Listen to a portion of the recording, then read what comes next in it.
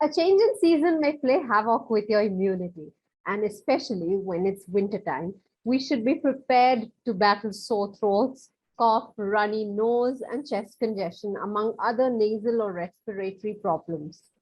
The rising air pollution also gives us absolutely no respite. At HealthShots today, we have with us Dr. Madhumitha Krishnan, consultant Ayurveda pediatrician based in Bengaluru, to talk to us about some preventive measures that we can take for cough and cold. Welcome to HealthShots, Dr. Krishnan. Thank you so much. Thank you for having me on a very interesting topic.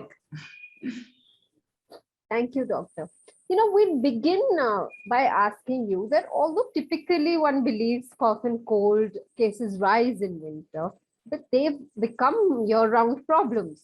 Tell us about what are some of the leading causes of cough.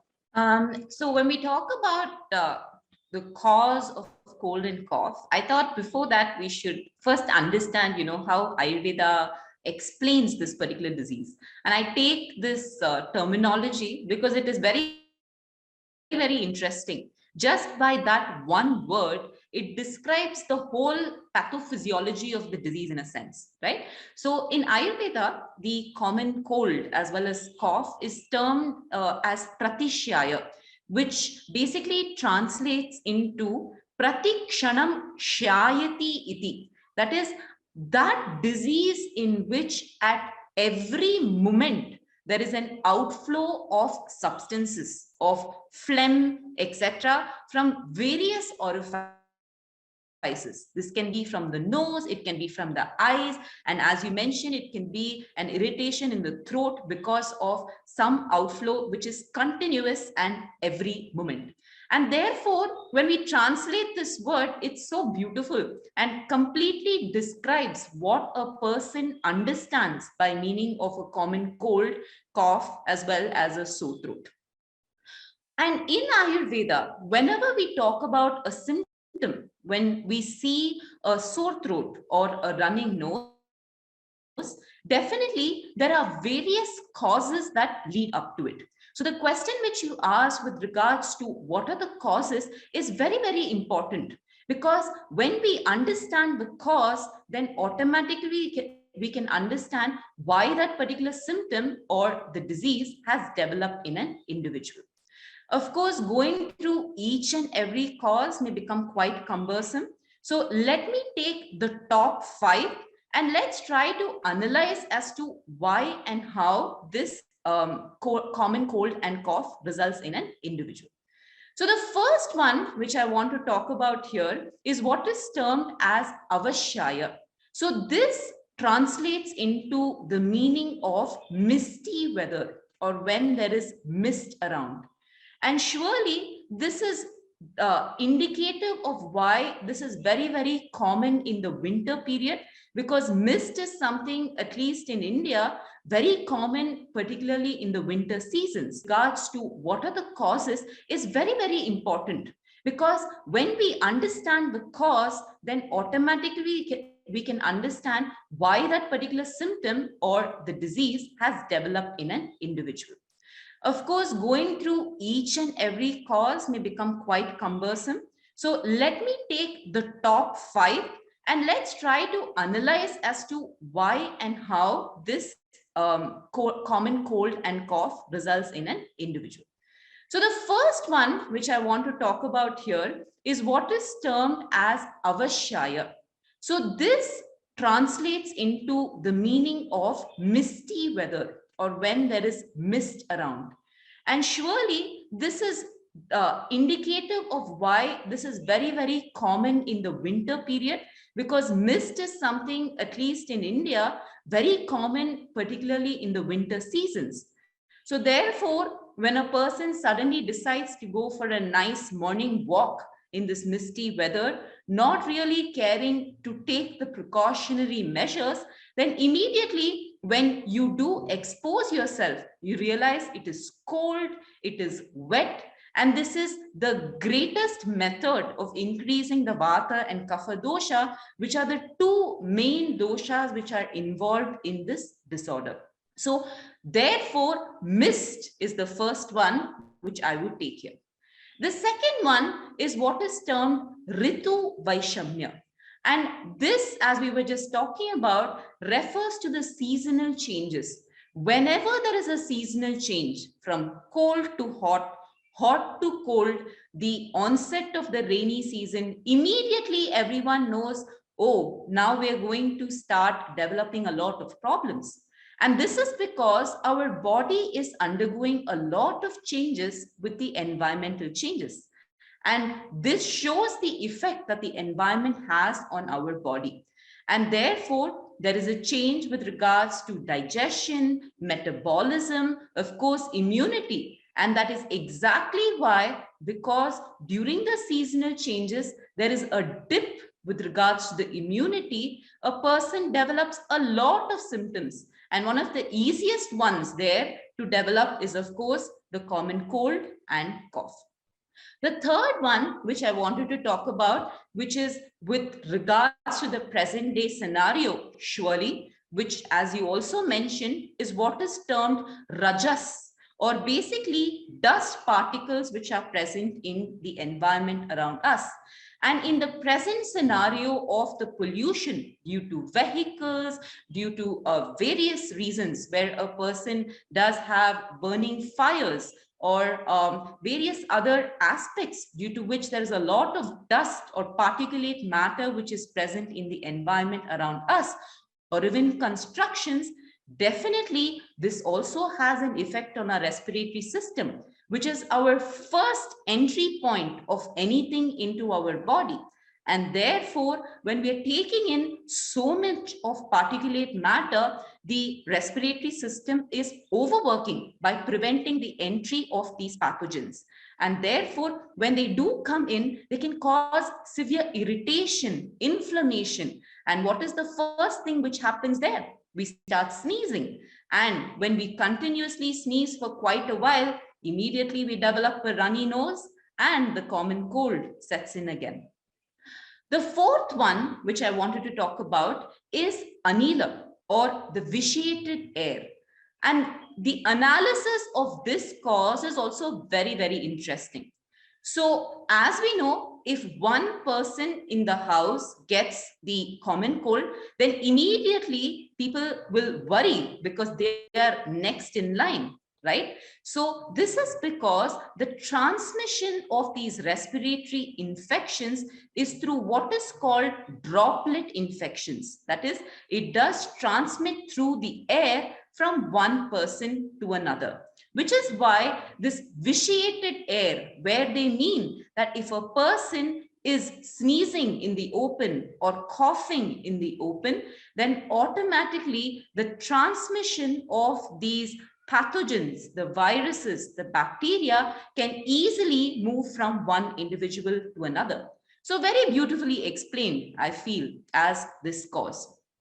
And the last one, which I wanted to take here, is the exposure to excess water, where a person suddenly decides on a cold, wintry afternoon to dip into a pond or a lake, or even go in a swimming pool. Or a sudden shower begins during the day, and a person decides, oh, what a romantic weather. Let's start going for a nice walk, dance in the rain, or walk in the rain. Definitely, all of these things sound fun, but what happens is, because of that sudden wetness generally associated with the cold, again, the doshas which are majorly increased here are the kapha as well as the vata dosha. And as I mentioned, this is something that again can result in the common cold and cough. So these are the major causes which we can understand behind the development of the common cold as well as cough. So now, doctor, that we know about these five top causes of cough, we'd also like to know what are some of the immediate preventive measures that we should take, especially during season change, to avoid cough and cold. Yeah, so as we saw, one of the major causes of the common cold and cough itself is because of the seasonal change, because there are changes happening within our body. So just to give you a little background as to why this is happening, as I mentioned, there are 6 seasons which have been explained in Ayurveda. That is 2 months in a year make a particular season. Going to the specifics of this may be too much, But the point is, we definitely know that there are three major seasons which are hotter in nature and three major seasons which are cooler in nature. And there is a change over period where you will have the heat and suddenly the cold, which is setting in, and the opposite also. So what should one do at these vulnerable times? Because as I mentioned, the digestion, the metabolism, as well as the immunity dip at these times. So definitely a person with regards to improving their digestion and metabolism should stick to lighter foods. Try not to indulge in very heavy things at these times when there is a changeover season, and instead stick to those foods which you are used to. Always, when you ask a person, what is it that is your comfort food? They will always say something like khichdi or rasam rice. Very, very rarely a person will say, my comfort food is having like a fried pakoda or something. So go to the lighter foods, because this is itself something which acts as a preventive measure by improving the digestive system. Other aspects to remember, I would definitely say, is that in the present day, again, by climatic changes, we do see that suddenly in the peak of summer or the peak of winter, there is a sudden downpour of rain. So on that particular day, when a person is experiencing the sudden change in the weather, they need to be extra careful. Try to again go for the lighter foods such as rice, moong dal, and things which a person is used to in their life rather than trying something new. And if you're planning to step out in the change of the winter season, where suddenly you do see a mist which has set in, do not brave it and try to prove that your body can take it. Rather, cover yourself, especially with regards to the sense organs. Cover your head with a cap, wear cotton in your ears, and maybe a scarf to protect your neck as you step out. And maybe add an extra layer also to make sure that the cold does not get to you, because surely that is one of the major reasons why a person could develop the common cold. Absolutely, doctor. But also, if cough and cold sets in, many experts say home remedies work best for treating them. But one wonders if that should be done without consultation, because self-medication may not always be the best solution. Definitely. I think this is also a very, very interesting question, because this is the first thing anybody would do. The minute they start feeling that little tickling in the throat and irritation in the nose, immediately the first place they will head to is the kitchen and open the cupboards and maybe find all the spices which they can possibly can and cook up a very interesting meal of maybe soup and rice, etc., or a peppery rasam, or add a little bit of garlic, ginger, etc., because immediately you know that these are things which make you feel better. But I would say that definitely this is a great step and a person should do this, because the traditional knowledge which is there is fantastic. And these simple home remedies are a great manner to stall the progress of the disease. But I should mention that there is a very big difference between what we would consider the spices or the simple herbs which are available in the kitchen versus medicines which we can find. Like many of us do have home gardens also, maybe just a small pot which is present inside the house, or we have like a little bigger garden on the outside, or a terrace garden for all we know, where most commonly you would find the tulsi patta or the ajwain patta, etc., which everyone knows is great in common cold. But this is where I have a little bit of caution that please understand when and where those should be had. So what I would like to differentiate here is with regards to self-medication. Please do not self-medicate with regards to certain herbs, because they can cause harm if not had properly. But at the same time, please definitely go and take your ginger, pepper, etc., which will make you feel comfortable and make you feel good. So the difference here is, of course, when a person has or develops severe complications, like for example, they have dizziness, very high fever, a sudden loss of appetite, they're not finding a taste or are not able to eat, finding difficulty in breathing. Now, these are complications that need to be addressed with medications. So in such cases, definitely visit your local practitioner or physician, the general physician, to get medications, and along with that, to help it and aid it, the home remedies can also be utilized. Right. And doctor, apart from ginger, garlic, of course, we all turn to these things immediately. But what are some of the herbs? Like you mentioned tulsi. So what are some of the other herbs that we can consume when we are faced with a cough and cold issue? Yes. So there are many herbs. Let me here again take the top 5 most commonly associated ones, which we understand with regards to the cough and cold. And I think first there, what I would like to talk about is haldi or turmeric, because whenever we think of an allergic condition, preventing the onset of that, something which is proven to be antiviral, antiseptic, protective, etc., immediately we think of this haldi or the turmeric. And why is this helpful? It is primarily bitter and pungent, not a very pleasing taste, definitely. But what it does is it has an extremely drying nature, which helps in balancing both the kapha as well as the vata dosha. And as you would know, when you're having a cold, you're feeling miserable because there's water literally pouring out of everywhere. So that drying sensation which this can bring is a great manner of helping it along. And of course, another method also which this helps in is that it has a scraping property, or what is termed lekhana. And therefore, when a person has congestion, severe difficulty, like a lot of phlegm, this has a great role to play in liquefying it and removing that congestion.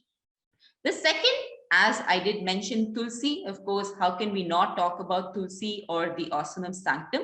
This again is not a very tasty leaf because it is pungent in taste, very hot in nature. But I feel the tulsi is so beautifully designed to combat all the common problems that a person faces with regards to the common cold. Like, for example, you do know that usually you will have a fever, which is associated with it, probably a little bit of pain in the chest region, cough, difficulty in breathing, a loss of appetite, and of course, because of the buildup of phlegm, a pretty foul odor. And the tulsi is so designed that it can combat all of these problems. And therefore, it is like a perfect one to combat the common cold. The third one, which I want to talk about, is another very commonly found one, as I mentioned, which is the ajwain leaves. This is also primarily bitter in taste as well as pungent, and that's why it is very useful in the common cold, and it is hot in potency. The effect it has is it is very, very sharp or tikshna. That is, it has an instantaneous effect which helps in liquefying and removing the kapha dosha as well as clearing the vata dosha, which is why it is helpful in the common cold. The fourth one, of course, is the yashti madhu, or what is commonly called mulethi. This is the first one which I'm going to say is not bitter, but rather sweet in taste, which is why probably it is so commonly utilized in the common cold. And this balances the burning sensation. Whenever a person has a severe sore throat and irritation, is not able to speak, there is a change in the voice, this mulethi is the best in that because it helps in clearing that burning sensation due to the pitta, and it also helps in improving the health of the throat in general. And the last one, which I want to talk about here, which is gaining a lot of popularity now, which is nothing but Vasa or Ardatoda Vasika. And this is definitely not something which someone would like because it is so bitter that they joke about it, saying that even a goat cannot eat it because it is so bitter. And that's why it's called Ardatoda. But apart from that, this is a wonder herb because when you have it in the form of a juice or a decoction, it helps in removing the congestion which is caused by the excess phlegm and makes breathing much easier in the individual. So it is like a God-given gift to those who have severe congestion during the common cold. So, doctor, what I want to ask here right now is that these herbs and home remedies may not always be a one size fits all solution. So, how should we really go about consuming them? The answer to that is definitely no, because a person should not consider that anybody and everybody can have all of these herbs. Each individual experiences the common cold very differently, and therefore the method of treatment in that would also vary. Like, for example, in a person who has a lot of burning sensation, in them, if we are going to give them something like excessive quantities of pepper or tulsi, it will worsen the situation because, as I mentioned, it is very hot in nature, and therefore one needs to be careful. Similarly, if a person is having severe dryness in the throat, and at that time you're going to give excessive quantities of honey, which is one of the most easy adjuvants, which when you need to have a bitter thing, is something which is going to further increase that dryness and further the irritation in the throat. So it is very important to understand what the symptom the person is presenting with, and then decide the herb which can be utilized in these conditions. Right. And so one would want to also understand that it is perceived that, a lot of these herbal solutions, they don't have a side effect, but I'm presuming that's not the case. Can you throw some light on that? So this question is also a very, very important one. And I would say it's definitely a myth where people think that herbal medicines do not have side effects, because if they have an effect, it automatically means that it can have a side effect too. So let me explain that a little more. So if you have the herb in the correct indication at the correct time in the proper quantity, then it's perfect. Definitely it's going to have an effect and not cause any harm in the person.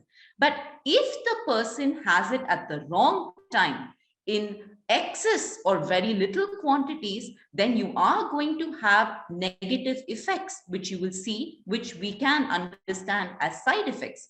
Now, I spoke about the top 5 herbs which can be utilized in the common cold. So let me also explain what can happen if we do not take it in the correct dosage. Like, for example, the simple turmeric itself. If in a person who has a dominance of pitta or excessive burning sensation has excessive quantities of this, it's going to increase that burning sensation in them. And therefore, they need to be very careful. Similarly, even with the case of Yashtimadu or Muleti, as I mentioned, it's the sweetest one or option which is available. So immediately people will think, oh, let's just have spoonfuls of this, a spoonful of medicine, and everyone is fine. But in the case of Muleti, that's not the best idea, because this is used as a medicament for therapeutic emesis. So if a person has excess quantities of these, a person can result in severe vomiting. So they need to be very careful in the dosage in which they take the Muleti. And the third example which I would like to take here is of Vasa or the Ardituda Vasika, which I was talking about. This in excess quantities, unfortunately, can act as a diuretic. So yes, all these herbs are very beneficial and do have a very good effect on the disease. But if it is not had in the correct indication, in the correct time and the correct dose, then you can surely expect side effects too. Right. And doctor, we've spoken about what we should be doing, when we have cough and cold, but what are some of the things that we should never do when we're trying to treat cough and cold? So there's also a very interesting take, of course, on the common cold, where we had so many do's. So what are the don'ts with regards to this? The first is something which I would like to address with regards to a very common saying which is there, that feed the cold and starve the fever. So this is not something which is applicable in everybody. Because in a person who is hungry, go ahead, let them eat whatever they want. There is no problem. But in a person who is not hungry, just because they have a cold, it does not mean they overindulge on things. The reason being that even the digestion and metabolism is affected in a person who has a common cold. So they need to go for lighter foods, and as I mentioned, things which are more suitable to them to make it easier on digestion, such as a kanji, that is the rice kanji, or a watery soup, pea dal, or vegetable soup, and so on. The second one which I wanted to mention is this very common thing which people say to do not have refrigerated things. And I would say this is absolutely right, prevent and a complete no-no, because not only is it cold, which of course increases the kapha and vata, but also things which are kept in the refrigerator are heavier on digestion. So a person does need to be careful. The third, and a very, I would say, a different one is, please do not have a hair wash. So whenever we have a hair wash, it is preferable that we do not have a hot water bath, right? So we go for a lukewarm or cooler water, which again is something which can increase the vata as well as the kapha. So in the initial phase, when a person is feeling miserable, at that time they should refrain from it, because it can worsen the condition. And later on, they can definitely go back to it. The fourth one is the application of nasal drops. Whenever a person has congestion, immediately they will try to put something into their nose to clear it. In the initial phases, this is not advisable, because that again is something which can increase the cold rather than help it in the initial phases. And the last one, which I would like to take here, is more of a precaution. As I mentioned, this is something which is transmitting from one person to another by just meeting, the sharing of food, the sharing of clothes, being in the same room. So isolate yourself in the initial infective period, because I do not think this is something you want to share with others. And if one person gets it, then there's as high as a 90% chance that the other people in the room also get it. So be careful. Absolutely, Doctor. Some of those are so easy for us to practice, and also very interesting. That we must not wash our hair, of course, when we are already on the brink of a cough and cold. Thank you, Dr. Krishnan, for this insightful conversation. I hope we all learn to equip ourselves a little better to handle cough and cold conditions. Thank you again. Thank you so much for having me. And I think this is a very interesting aspects with regards to understanding the common cough as well as the cold. Our traditional medicine systems are replete with natural solutions to treat cough and cold. We just heard the expert recommend some herbs that will do us good. But we don't need to get into the hassle of sourcing each one of these on our own. Hamdard Joshina Syrup packs a combination of 12 essential herbs, which can be very beneficial to prevent and treat cough and cold.